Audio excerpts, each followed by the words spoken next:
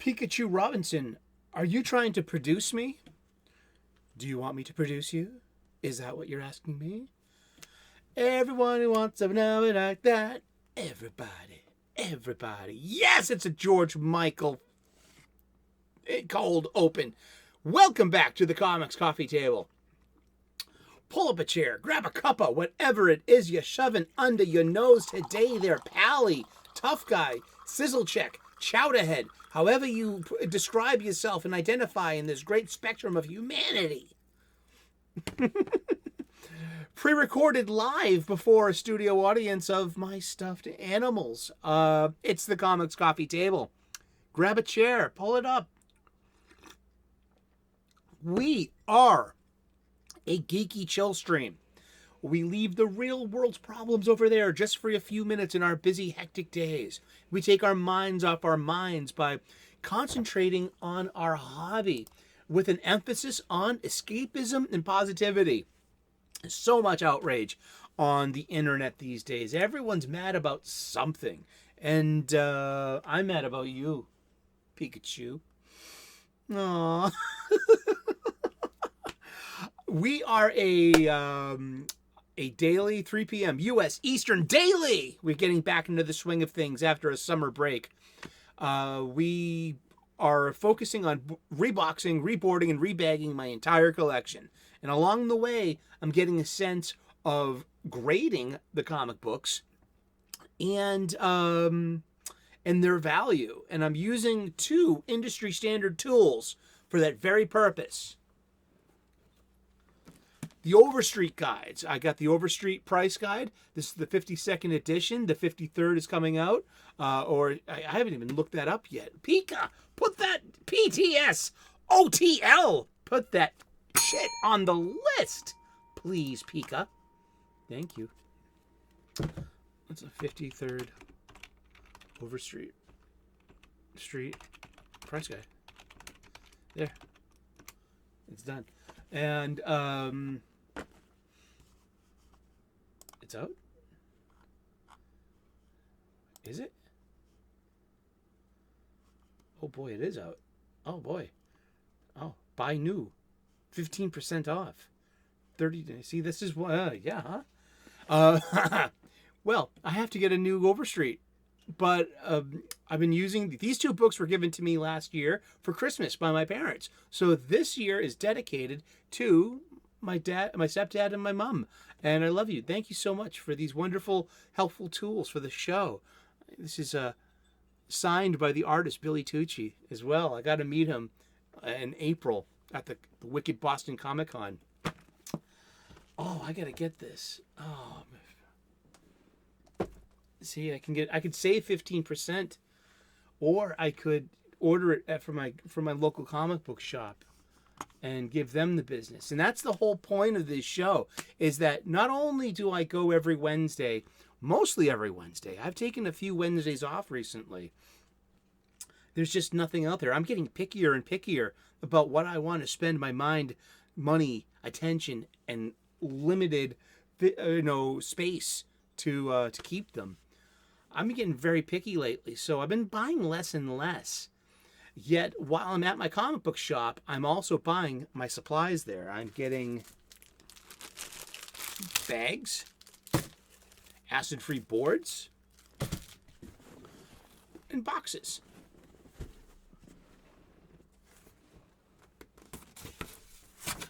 Boxes. Yeah. Sure, I'm using short boxes now. I've switched over to short boxes. The older I get, the heavier these things get. And it's kind of, I don't want it to be a drag, because you don't want to drag your boxes of comic books. It will ruin the corners. Don't do it. Here we are at our very own Comics Coffee Table, of where we would always find a stack of books.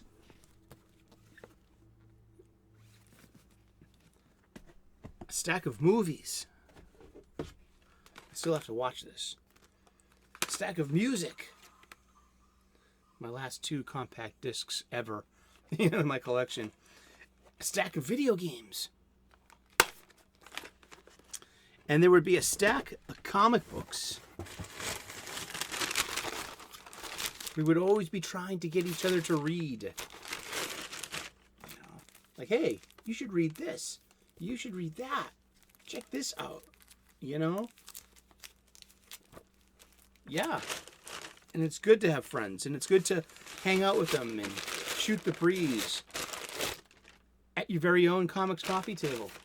Indeed, and thank you so much for showing up today and being part of this, whether you're in the live chat and the premiere, or you can always continue this comic book shop style conversation in the comment section. Feel free to. We love it. We love hearing from you. If you haven't already, smash that like button. And then think about it. Please subscribe to the channel. We make a lot of different content here. We talk about comic books, usually daily. We talk about cooking. I'm a professional chef. Hence, also, Reverend Sully. I talk about spirituality. I'm an ordained minister, a spiritual dude. We talk about spirituality and purpose and gratitude. And, you know, if there are planets in the morning sky or the early evening sky, I point them out. Like, look, there's Venus. You know, you can see 5 planets with the naked eye. I point them out to you. Bunnies in the early morning, you know, just eating their breakfast on the lawn. You know, just cute stuff.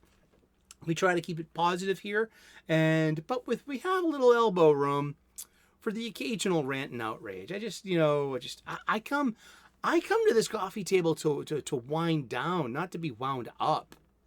Seriously, I'm not a toy. I don't get wound up. You know, I have to, you know, mind my stress and anxiety. I don't want to watch content that provokes my anxiety and makes me cringe. You know, but hey, I'm not in competition with any other channel either. We do our own thing here. This is a labor of love. This is a hobby about our hobby. And we love comic books. And we come here and we talk about comic books. So it's a part of the mission of this show that not only am I buying comic books at the comic book shop, I'm buying the supplies there too. The bags, the boards, in the boxes. And I'm not getting them from my online supply chain. It's very important to be spending our money there at our LCS, our local comic book shop, the brick and mortar mom and pop shops out there. Because when these shops close and they're gone. They're not coming back. Digital is slowly replacing print media, and if it hasn't already, pretty much. And also the big box stores and online supply chains are clobbering our local businesses. Your LCS is a local business. I implore you to get your ass to your local comic book shop and spend your money there. I'm agreeing to paying the retail markup. I am, because it's important for me to contribute to the overall success of my local comic book shop. I want it to be open, you know, for thousands of years. I want comic books to be fruitful and multiply. They usually do. Look around and you're like, all these funny books. Oh, gee, what am I gonna do? What am I gonna do? Hey, gee. What am I gonna do? I'm gonna box them, bag them, and board them. That's what I'm gonna do. Let's get to it. It's part of our show here. Yeah. There's show notes? Okay. Oh. Okay, cross that one off. We talked about that. All right. All right, here we go. Yeah, Pika.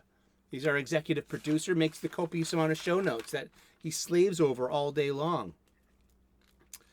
Drinka, the cameraman and boom mic operator, and the studio audience himself, the Canadian bear. Ain't that cool? We're gonna start off the show in the old school fashioned way. Remember last year?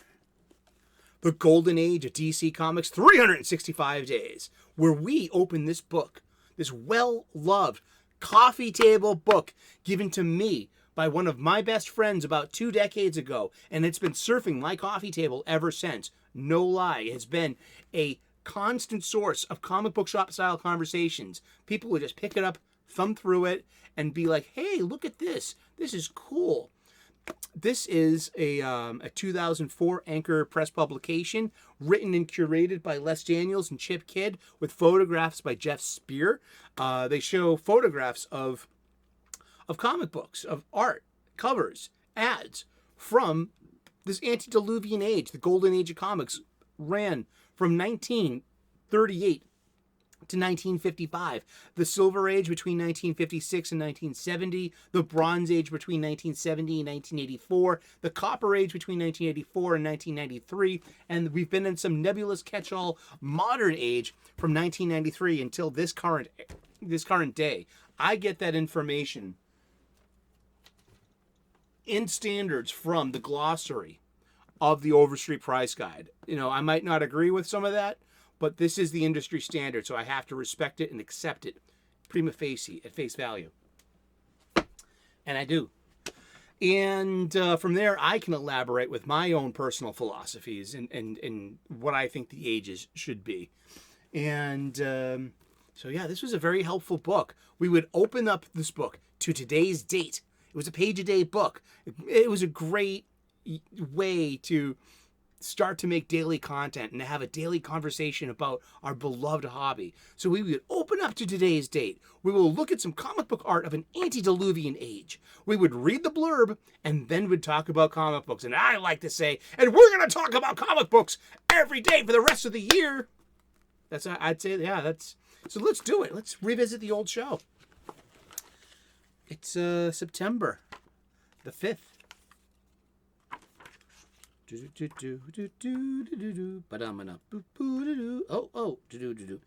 Ho ho! We have perspective. We have City Street. We have onomatopoeia. We have Batman and Robin. Dun dun dun. Behold, look at some comic book art of an antediluvian age. There we are. We have a vanishing point, which is off the, over here. Would this be a 2-point perspective? Maybe. You tell me. See, I'm still learning that.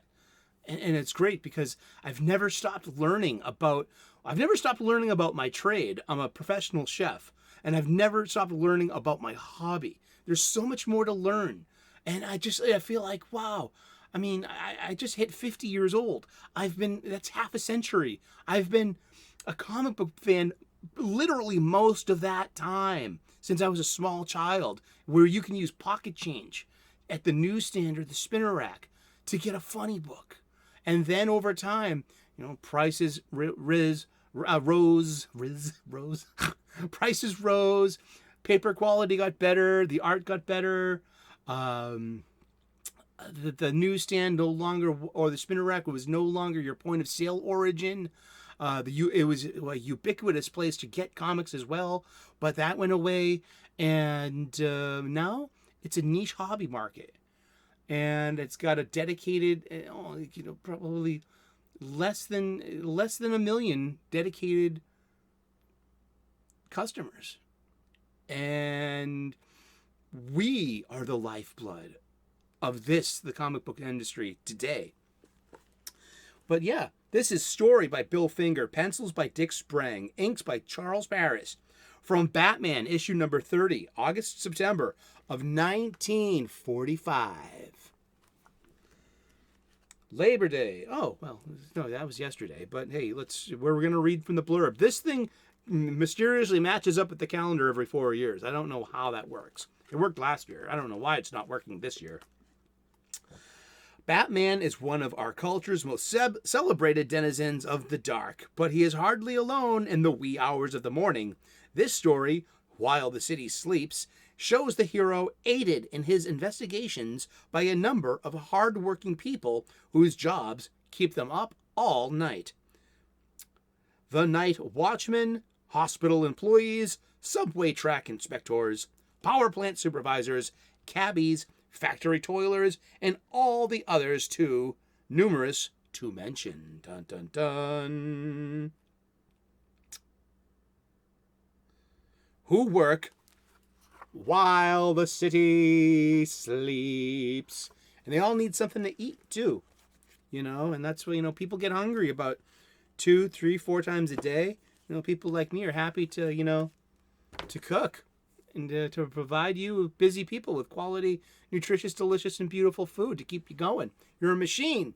You need to eat something. Eat something. You'll feel better. Trust me. I read that on a sticker on a wall once. Makes sense to me. We are bagging and boarding some recently bought comic books. Tomorrow is New Comic Book Day. Wednesday, Tuesdays has become DC's New Comic Book Day. I think correct me if I'm wrong. If there are any comic book shop owners out there in the comments, in the live chat, in the comment section, I think that's based upon what distributor you're using. So Diamond Distributors does like Wednesday. I'm not sure because they get them a week before too. So I guess it's all in an honor system. I don't know. I've been getting a lot of new comic books digitally from a buddy of the show. They've been sharing with me a copious amount of new releases usually from Image Comics, DC Comics, and Marvel Comics. So it's great because I will go back and buy the ones that I think are worth the money. And I am getting turned on to comics I would never read before. And I'm getting great examples of comics I shouldn't be spending the money or time or resources on. And it's great. And I'm very blessed and grateful for that. So our Sunday new release review day is like really been expanded because we're able to talk about contemporary weekly comics in a virtual large stack and supplemented with, hey, what's in the bag? What's in the bag? What is in the bag? These are this is the ubiquitous brown paper comic book bag that you get at the local comic book shop. And what we need to do, what I do because it's an extra 10 cents in my city. And I recycle. So I will bring this bag with me until the corners or the top rip. It's actually good for 2 or 3 times, depending if I put them into my, my knapsack or not, But yeah, I will recycle those and use them till they wear out. And so let's grab some funny books. These are all recent funny books we got. And that they need bags, they need boards, and they need to be properly put away. And it's cool. We're gonna just see, like, hey, go through real quick. What have we got lately? What have we spent our money and attention on? Also, the bag of shame. Dun dun dun. Not my favorites. 2023. We will have a special episode dedicated to this bag of shame at the end of the year. We'll do a best of and worst of. So we have the data to support this theory. We do indeed. Comic books. All right. Let's what the heck is this? Oh, this is not a toy. Don't put this over your head, Pika. It's not even funny. Don't play like that. I worry about you. Thank you. Awesome.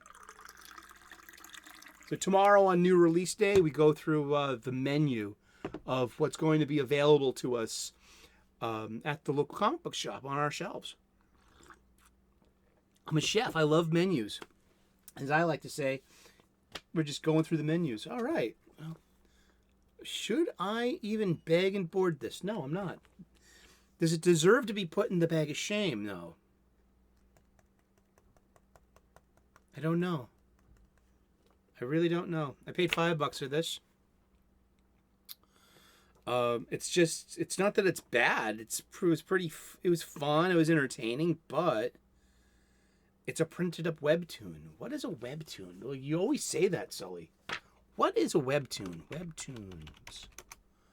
We're going to read this from a wiki. Oh, here we go. Wiki! I love because I say wiki. But that's actually also a kind of an oblique reference to Red Letter Media and Rich Evans, who's got a high registered voice. When he gets excited, it gets higher. And he's known for a famous Star Wars clip where like there's a chicken walker in the background and he's clapping his hands and he's going, ATST, ATST, in this exaggerated, excited way, but hey, look at the member berry. And so when I say Wiki, that's a Rich Evans reference because I love Red Letter Media. I love Mike and Rich and who's the other guy? We follow him on Twitter too. Oh gosh, you're gonna make me like look him up. Jeez, all the rest are here on Gilligan's Isle. Yeah. Webtoons are a type of digital comic that originated in South Korea and usually meant to be read on smartphones. While webtoons were mostly unknown outside of Korea during their inception, there has been a surge in popularity internationally, thanks in great part to the rise in popularity of manhwa. Manhwa is the Korean term for what we know in Japanese culture as manga. Yeah, and that most manhwa are released as webtoons. And so there's like, of course, there's like American versions of webtoons. And there are just, like, DC and Marvel have digital exclusive comics. And they're produced on tablets with digital line art. Then there's digitally colored. And they have digital, onomatopoeia that's cut and paste, drop and drag. Digital lettering. And shown on a digital medium, the backlit, either your smartphone or, giving away our shooting schedule by allowing that, or a tablet, something backlit, and as opposed to a paper page where you need an external light source and you're looking down, see those narrative caption there with the white text and the color, they look a lot better. You can read them at night, from a backlit tablet or your smartphone. But on a page like this, it's like, I don't know. I think it's just, it's a waste of resources. You don't have you're perpetuating the illusion of a market share, in my humble opinion. For circulation, you could probably go straight to a trade paperback version, which you could, this is like, I think a 3-issue limited, maybe 4, and at $5 per issue, that would be $20. And you could probably, be releasing the complete story, not serialized, and not having to, waste the paper, the staples, the shelf space of new releases. I think there's just a lot of this perpetuates the illusion of direct market. And is it necessary to be serializing these stories? I don't think so. But that's just my opinion. Should this get a bag and board? I will be respectful and say yes. All right, let's do it. Sure, why not? Maybe I'll give it to my nephew or niece. I am an only child. These are the children of my friends. I don't have actual nephews or nieces.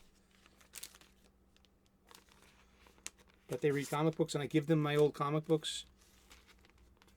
They're turning 13 and 14. They're getting older. But hopefully I can keep that spirit and that love of the floppy alive in these children, and they can, hopefully I'm passing the torch to them when it comes to being a geek. So here we go. We've bagged and we've boarded. And we've boxed. That's the show, right? There we go. All right. What's next? Ooh, the Incredible Hulk 1 and 2. I also give, you're getting it bagged and boarded. I also have issue 3 over here from this week's new releases. That's the first issues of the first 3 issues of Hulk.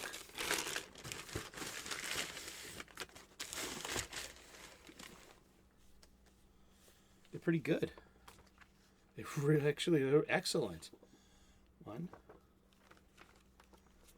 2, and this delicious Frank Miller variant cover. Oh, I love it. Should I put them all in the one? Nah, because I'm gonna keep buying this because it's really quality, man. Should issue 1 get its own? I like to double them up because I need to save space and resources. You know, I don't mind doubling them up. I mean, the ones that go on my spinner rack, I like to single up because you're going to lose that second issue. The spinner rack's all about display. That's a vanity project. But with the bag and the board, you're losing the back ad, too. So here we go. We've bagged. We've boarded. I'm so impressed with not just the writing for Philip Kennedy Johnson, but the art by Nick Klein. I mean, this one really has, you know, hand-drawn onomatopoeia in almost every panel with Hulk smashing. It's all there. The sound effects, and they're part of the art, and it's handcrafted. It's well hewn. I'm so happy with this. We are bagging. We're boarding. Here we go. What's here? Oh, World's Finest. 16 and 17. And this is my jump off spot because issue 18 was so terrible art-wise. And the story was decent, you know. I mean, what I like to say about good comic book writers is that occasionally they have some not so quite great stories. I always equate it to a baseball, where a good hitter gets on base a lot, but also a good hitter strikes out more often because they're actually swinging at the ball. And it happens when you're a hitter, when you can hit the ball. You strike out more. There we go. And that's it for me and World's Finest. I'm not buying it anymore. I don't have the patience, the time, the resources to maintain, like, printed up webtoons. So we were saying, yeah, printed up webtoons themselves is a brand, and it's a good place where independent people can get their comics seen, but it's just all this digital stuff. It's not worth it to me as a fan of this. So webtoons itself is a Korean thing, but like I said, there are, you know, domestic U.S. versions of it, and I'm not knocking the people that have to rely upon digital reading at all. I far from it. Now this has an issue 1 that's on my spinner rack with the rest of my Marvel Star Wars comics, and I'll put that with this one. Oh, you're going out there. I like that one. All right. Ooh, 100 Kill Repeat number 5. And do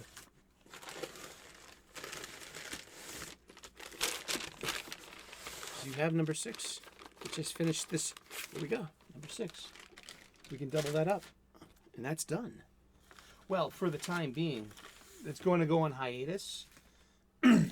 And they'll be back with new issues and a new storyline. It landed. It was fine. It was pretty good. I enjoyed it. You know, this is the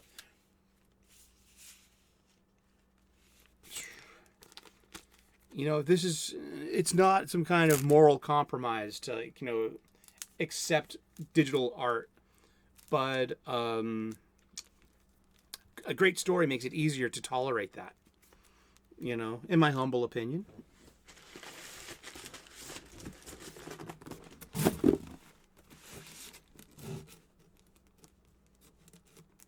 Here we go. Here they are. I accidentally bought a spare copy of 2 because I was looking for 6. So 2 was behind 6, and I grabbed 2 by mistake on the new release shelf. And I was lucky that I went back the next day, and 6 was still there. It was the last copy of that. So I got to finish my run here until it's, it restarts. I'll be here for that, though. I will.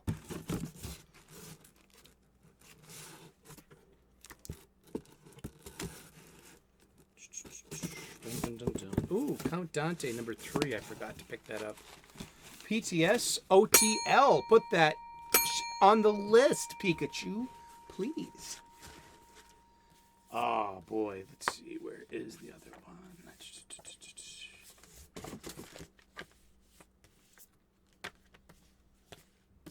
Ooh, where is it that we have?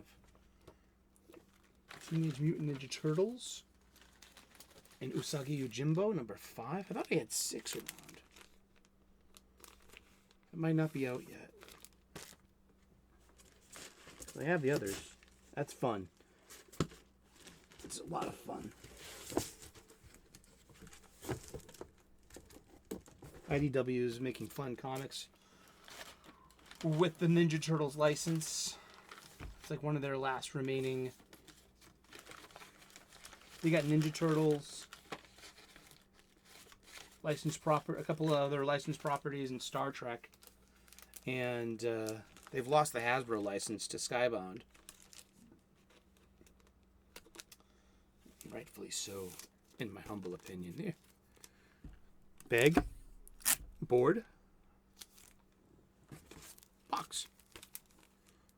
Is issues 1 and 2. It's 3 and 4. 1, 2, 3, 4. And there's issue 5. Might go one more issue, I think. We'll find out tomorrow on menu day. Oh. Justice Society of America. Again, another comic that this is my jump off spot. I don't care. I'm sorry. Oh man.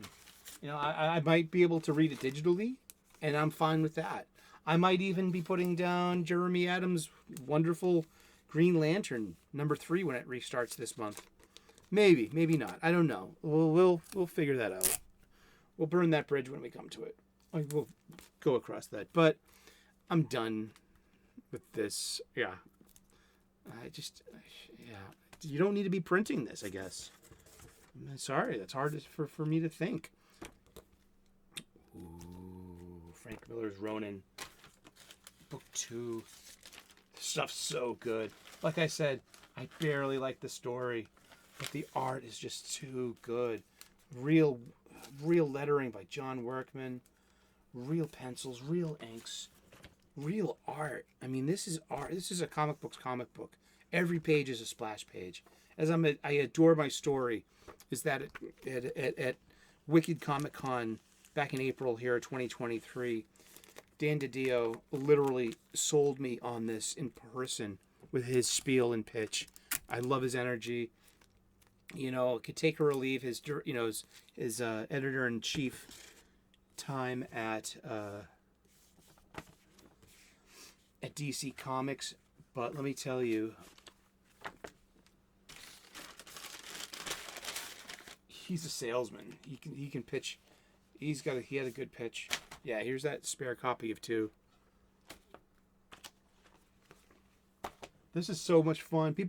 This is 1 of 4, 2 of 4. It's Grew in the Wild by Sergio Aragonés.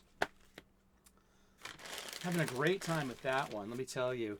People are all wowing over Conan, the Barbarian on Titan Comics, written by Jim Zub. Great art on that too. I mean, I've never been a Conan fan. I like the movies, but I was never into the books, or I was never into the old comic books too. I grew up with them in ice. They were all over the spinner racks, the newsstands, and the direct market, but I just never got into them. I never was into Call the Conqueror. I was never into the Warlord, which was a DC, sword and fantasy thing. I was a sci-fi fan, so my heart is with spaceships and moon bases and Death Stars, not the Shire, or sword and sorcery. It's just not my bag. We got one of my favorites. I'm so glad that I listened to my friends in my sphere. This is Local Man. It's a flip book. You flip it over, and so less than half of the book is done in a flashback in the old early 90s image style. And then you flip it over, and it's decades later, and Crossjack has been kicked off of his team, third generation, and he has to go home to his hometown and pick up his life, live with his parents, and calamity and hilarity ensue.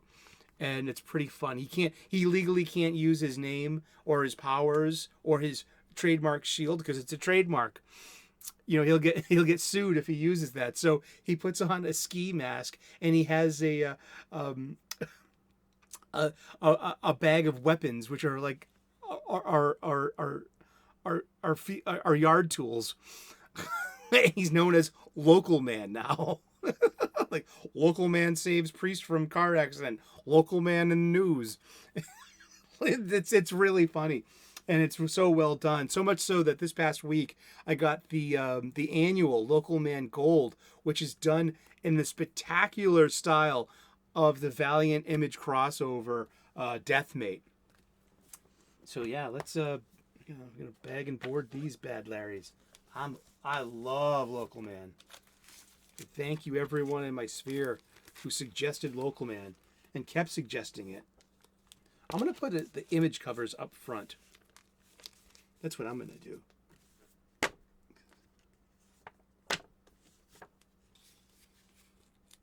It's great. Is Shadowhawk actually in this book? No. It's just... Was Crossjack actually an Image superhero of the early 90s? No. It's just this is good superhero storytelling. It's just my cup of tea. And I'm very forgiving of the whole digital flavor. I call it flavor because I'm a chef.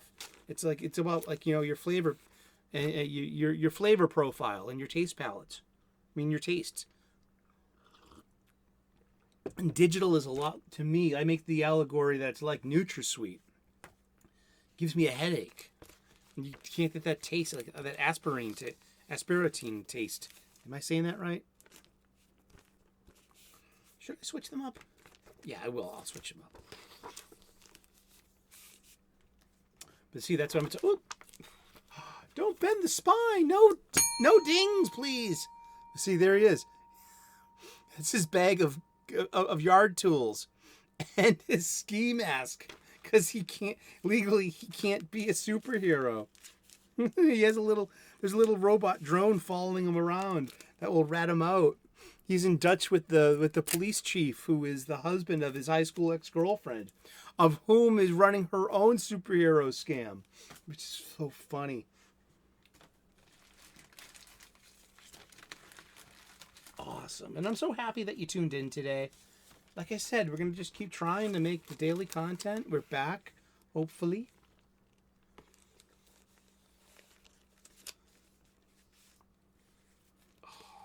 So cool. This is a fun comic, and fun goes a long way with me as a comic book fan and accumulator too. I don't like to say I'm a comic book collector. I'm a funny book accumulator. So yeah, Local Man is the best comic that you're probably not buying. You haven't heard. You've heard it. You heard it here. Get Local Man.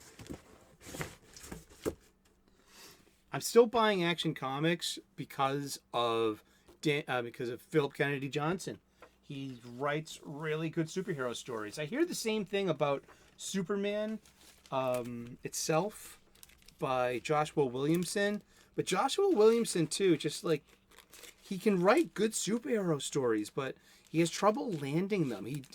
With Dark Crisis on Infinite Earths, with the core title over on the last event that just finished up, Night Terrors. Oh God, that was such an eyesore of a book, in my humble opinion. Gee, shoot. And I have to get issue 2, but I read it digitally, but I'm going back and I'm getting it. But I love this. I love seeing the X-Men in the Danger Room. I love seeing this alternate future that I grew up with.